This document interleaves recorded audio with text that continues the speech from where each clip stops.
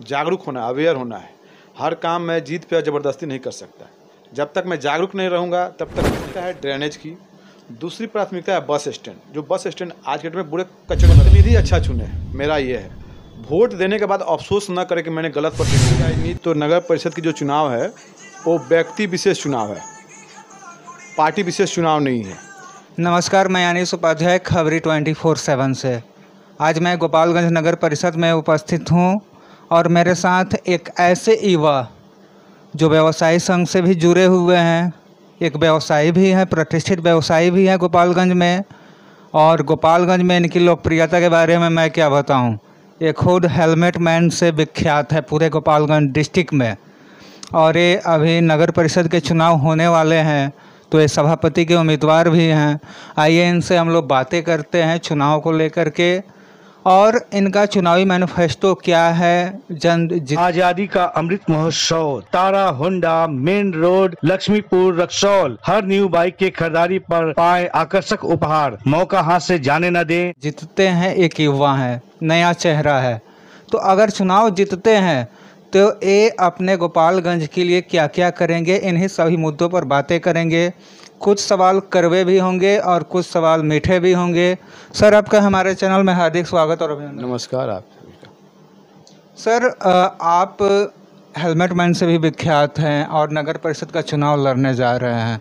तो चुनाव, एक युवा हैं और चुनाव में राजनीति में उतर रहे हैं, तो इसके पीछे रीज़न क्या है? देखिए, पहली बात की राजनीति तो नगर परिषद की जो चुनाव है वो व्यक्ति विशेष चुनाव है, पार्टी विशेष चुनाव नहीं है। मैं विगत 20 सालों से समाज सेवा करते चला आ रहा हूँ। व्यक्ति विशेष चुनाव है, इसलिए मैं एक प्रयास कर रहा हूँ उसमें। सर, आपका चुनावी मैनिफेस्टो क्या है? देखिए, मेरा चुनावी मैनिफेस्टो जो है, मैं एक विजन पर चुनाव लड़ रहा हूँ। मेरा कहना है कि इंडिया में इंदौर तो फिर बिहार में गोपालगंज क्यों नहीं। एक साफ़ सफाई, ग्रीन क्लीन मेरी प्राथमिकता है। पानी की सप्लाई, ड्रेनेज की व्यवस्था, पार्किंग की व्यवस्था, चलंत शौचालय की व्यवस्था, ये सारी सब समस्याओं पे काम करना मेरा मोटो होगा। सर, अभी आपने अपने लिखा हुआ है चुनावी मैनिफेस्टो पेपर पे कि भारत का सबसे स्वच्छ शहर इंदौर है, तो गोपालगंज क्यों नहीं? तो इसके पीछे रीज़न? देखिए, इसमें रीज़न ये है कि हमारे यहाँ कुछ जागरूक होना भी ज़रूरी है, क्योंकि हर काम प्रशासन, हर काम सरकार, हर काम विभाग नहीं कर सकता है। क्योंकि लोग हमारे यहाँ क्या है कि कूड़ा रास्ते पे फेंक देते हैं, सड़क पे फेंक देते हैं। लेकिन मेरी एक प्रयास रहेगी कि मैं अगर चेयरमैन आता हूँ तो लोगों से आग्रह करूँगा कि आप जब भी कूड़ा फेंकें तो गाड़ी आने से पहले रखें साइड में, यानी तो डस्टबिन में रखें, कहीं रास्ते पे इधर उधर ना फेंकें, जिससे दिक्कत हो और आपका शहर प्रदूषित हो। सर, बाढ़ जैसी समस्या है। बिहार के लगभग आधी आबादी जो है बाढ़ जब आता है डूब जाता है। अभी वो समय चल रहा है। कईयों को यहाँ पर नदी है, आते हैं, पानी आते हैं, गंडक नदी है, तो उसके आसपास जो लोग रहते हैं वो परेशान हो जाते हैं। तो इसको लेकर के आप क्या करेंगे? देखिए, परिषद के दायरे में जो भी काम आएंगे, छाड़ी नदी है, साफ़ सफाई की व्यवस्था होगी, शहर की पानी की निकासी होगी, इसका ड्रेनेज, सबसे पहले ड्रेनेज की व्यवस्था होगी। क्योंकि जब भी बारिश की पानी होती है तो शहर के हर सड़कों पे, गली चौक चौराहों पे पानी लग जाती है। लेकिन जब ड्रेनेज की व्यवस्था होगी तो ये समस्या से हमें निजात मिल जाएगी।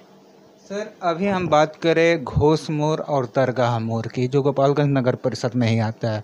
आप देखे होंगे बीच बीच में पाइप लगा हुआ है PW डिपार्टमेंट एग्जीक्यूटिव इंजीनियर के द्वारा।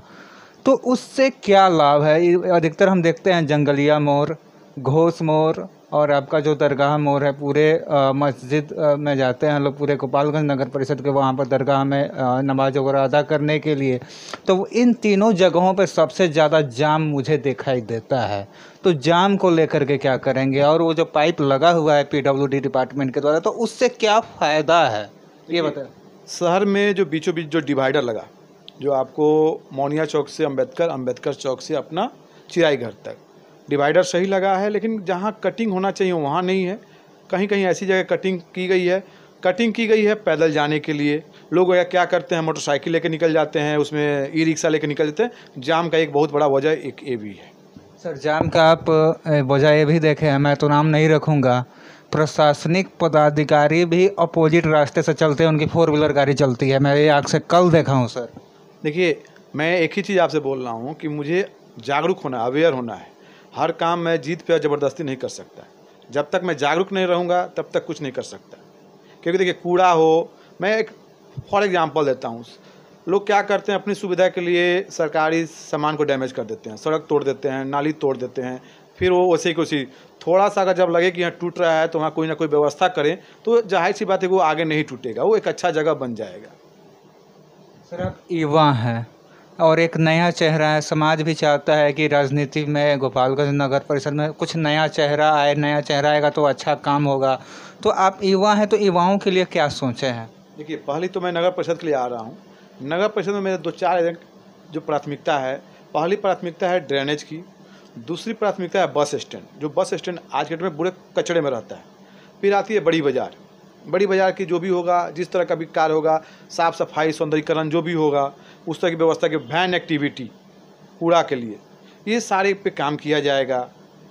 ये क्योंकि प्राथमिकता में आती है, जो नगर परिषद के कार्य क्षेत्र में आते हैं। उसके बाद रही युवाओं से, तो युवाओं का तो जब देखा जाएगा उस तरह के मौके आएंगे तो युवाओं से बोला जाएगा, क्योंकि देखिए नगर परिषद के कार्य में जो आएंगे वही कार्य करने की प्राथमिकता दी जाएगी।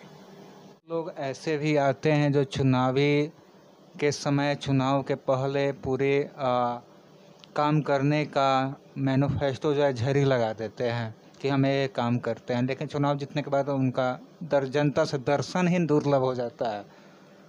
ऐसा मैं नहीं, हर जगह की, गोपालगंज ही नहीं हर जगह की जनता बोलती है उनका दर्शन दुर्लभ हो जाता है। जी, आपका कहना एकदम सही है। एक्चुअली मैं मैनिफेस्टो जब लेके आया, बहुत लोगों से मिला, तो बहुत लोगों ने बोला कि क्या यह संभव है?